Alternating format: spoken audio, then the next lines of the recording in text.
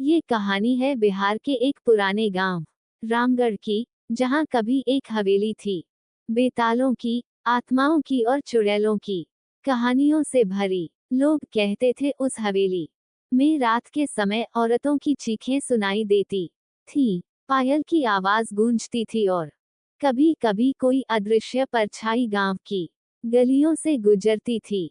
लेकिन गांव वालों को ये नहीं पता था कि ये सिर्फ डरावनी आत्माएं नहीं, बल्कि किसी जमाने में 3 सगी बहनें थीं, लक्ष्मी, गौरी और पार्वती, जिन्हें समय, समाज और लालच ने चुड़ैल बना दिया।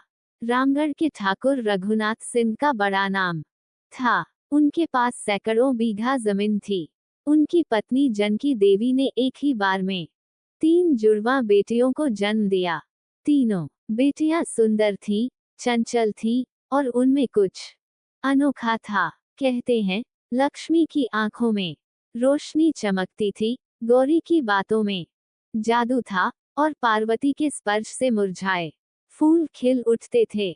गांव वाले इन्हें देवियों की बेटियां कहते थे, लेकिन ठाकुर साहब को बेटियों से नहीं, सिर्फ वारिस से मतलब था। उन्होंने कभी इन तीनों को प्यार नहीं दिया और जैसे जैसे ये बड़ी हुई, उन्हें हवेली के पिछवाड़े एक छोटी कोठरी में बंद कर दिया गया।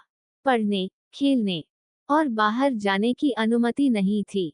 16 साल की उम्र में तीनों बहनों को एक दिन अचानक आत्मिक शक्तियां महसूस होने लगी। लक्ष्मी हवा में चीजें हिलाने लगी, गौरी किसी के मन की बात पढ़ सकती थी और पार्वती पेड़ पौधों से बात कर सकती थी। उन्होंने अपनी माँ से पूछा तो माँ ने कहा, तुम तीनों शक्ति की बेटियां हो, लेकिन इस समाज को शक्ति से डर लगता है, इसलिए तुम्हें बंद किया गया है।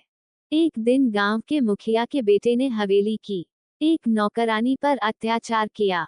तीनों बहनों ने जब देखा तो उन्होंने अपने जादू से उसे पेड़ की शाख में लटका दिया, लेकिन गांव वालों ने उल्टा बहनों पर चुड़ैल होने का आरोप लगा दिया।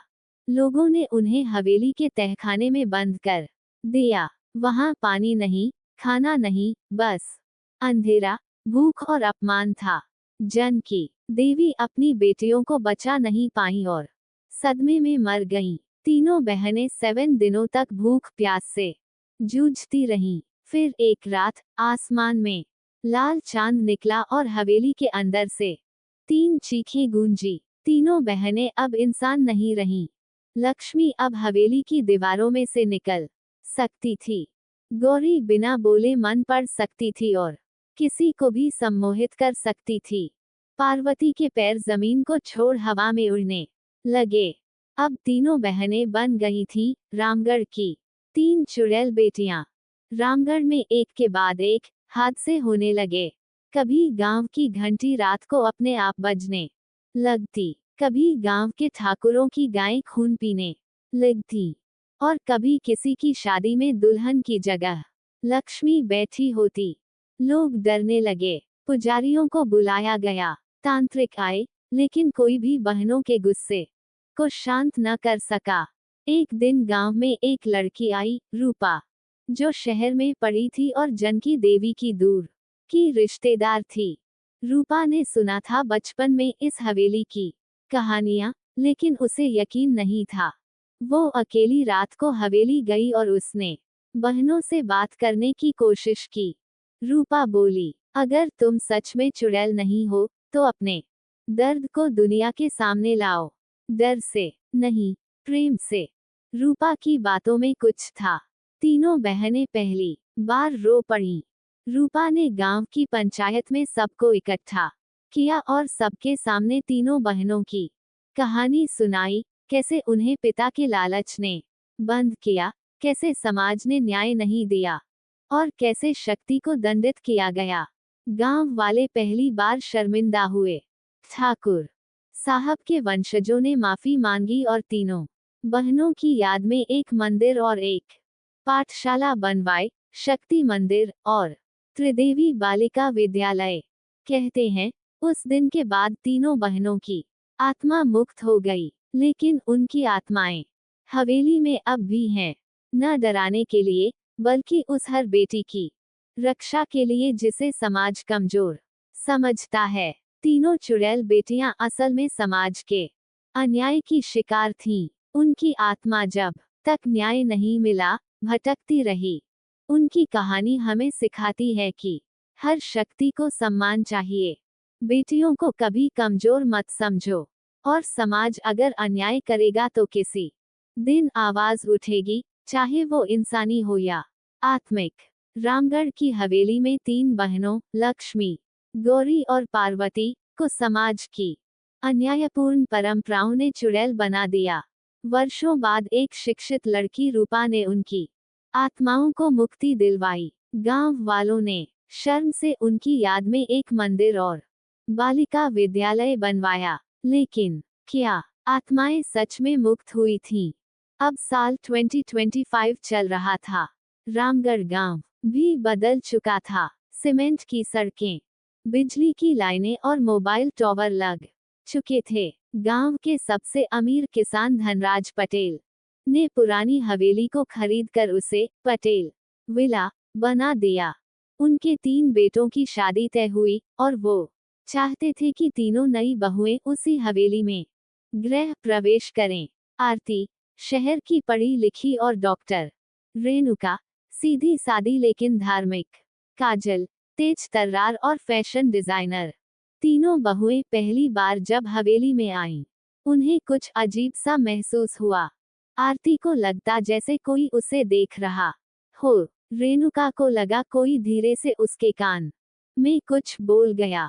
काजल को अपनी अलमारी में लाल बिंदी मिली, जबकि उसने कभी नहीं खरीदी थी। आरती को मेडिकल साइंस में विश्वास था, लेकिन हर रात उसे हवेली की पुरानी लाइब्रेरी से किताबों की पन्ने पलटने की आवाज आती थी। एक रात वह खुद देखने गई। वहां एक पुरानी डायरी मिली, जिस पर लिखा था पार्वती, लक्ष्मी और गौरी की सच्ची कहानी। आरती ने डायरी पढ़ी और दंग रह गई।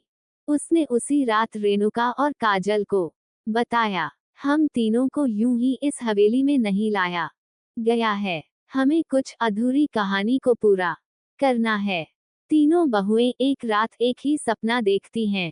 एक बगीचे में 3 औरतें खड़ी होती हैं, सफेद साड़ियों में। एक कहती है, मैं लक्ष्मी हूँ, मुझे न्याय चाहिए। दूसरी कहती है, मैं गौरी हूँ, मेरी बात कोई नहीं सुनता। तीसरी कहती है, मैं पार्वती हूँ, मुझे माँ से मिलने दो। बहुएं डर जाती हैं, लेकिन अगली सुबह मंदिर में पुजारी रूपा दीदी से मिलने जाती हैं। रूपा अब गांव की सरपंच भी बन चुकी थीं। उन्होंने कहा, तुम तीनों नई बहुएं नहीं हो, तुम इस हवेली की अधूरी कहानी का अगला अध्याय हो। धीरे धीरे गांव में बातें फैलने लगी कि तीनों बहुएं रात को मंदिर में दिया जलाती हैं, हवा में बात करती हैं और अकेली हवेली में हंसती हैं। कुछ लोगों ने यहाँ तक कहा कि पुरानी चुड़ैलों ने तीनों बहुओं में प्रवेश कर लिया है, लेकिन सच्चाई इससे उलट थी। आरती, रेणुका और काजल तीनों ने मिलकर गांव में त्रिदेवी बालिका सहायता केंद्र खोला, जहां गांव की बेटियों को पढ़ाया जाता, उन्हें आत्मरक्षा सिखाई जाती और पुराने अंधविश्वास मिटाए जाते। एक पूर्णिमा की रात तीनों बहुएं हवेली के पिछवाड़े पुराने कुएं के पास खड़ी थीं। उन्होंने वहां 3 दीप जलाए और पुकारा, लक्ष्मी दीदी, अब आपकी कहानी सब जानते हैं। गौरी दीदी, अब गांव की बेटियां आपकी तरह साहसी हैं।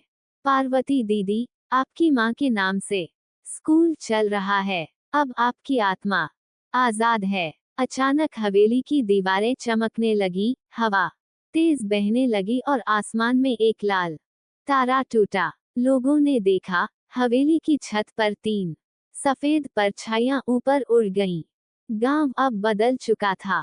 हवेली में शादी ब्याह होने लगे, बच्चे खेलते, महिलाएं हंसती। लेकिन आज भी जब कोई बेटी अपने हक के लिए आवाज उठाती है, तो हवेली की दीवारों में से एक धीमी सी आवाज आती है, शाबाश बेटियों, अब डराना नहीं, बचाना हमारा काम है। तीनों बहुएं चुड़ैलों की पुनर्जन्म नहीं थीं, बल्कि उनकी आत्मिक उत्तराधिकारी थी, जो उनके अधूरे संघर्ष को पूरा करने आई थी। अब वो चुड़ैल नहीं रही, बल्कि गांव की देवी बन चुकी थी, हर बेटी की रक्षक, हर स्त्री की शक्ति।